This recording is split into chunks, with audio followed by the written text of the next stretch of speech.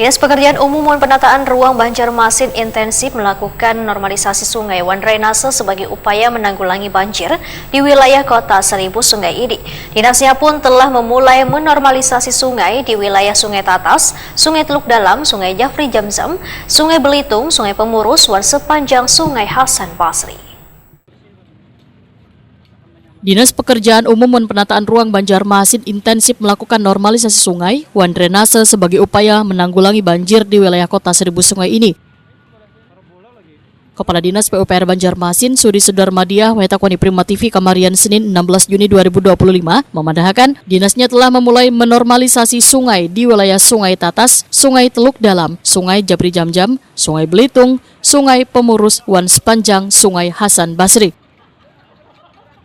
Menurut Sudi Sudarmadiah, di sepanjang kawasan Hasan Basri, Banjarmasin Utara, nantinya akan dilakukan penyedotan sedimen tanah lantaran di kawasan tersebut wayah banyu pasang terjadi banjir rob yang menyebabkan genangan banyu cukup tinggi hingga mengganggu arus lalu lintas. Sudi Sudarmadiah memadahkan dinasnya bekerja sama dengan perusahaan daerah pengelola air limbah untuk membersihkan drainase. Kegiatan tersebut yang normalisasi sungai itu kan ada di sungai yang kita lakukan, Sungai Tatas kemarin sudah ada alatnya, terus Sungai Teluk Dalam masih berproses, Jafri Jamzam sudah mulai kan nih, terus Belitung, terus Pemurus, berikutnya lagi, terus sungai di kawasan Unlam, ada beberapa lokasi di kawasan Unlam itu kan sebenarnya sebagai retensi ya, retensi dari pengendalian banjir di kawasan itu, termasuk kantor kami, jadi memang itu juga segera harus dilakukan.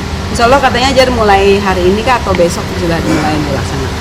Untuk termasuk yang drainase yang di muka gedung susu dari SMK 2 ya, SMK 2 itu, nah itu kami kerjasama dengan PDPA.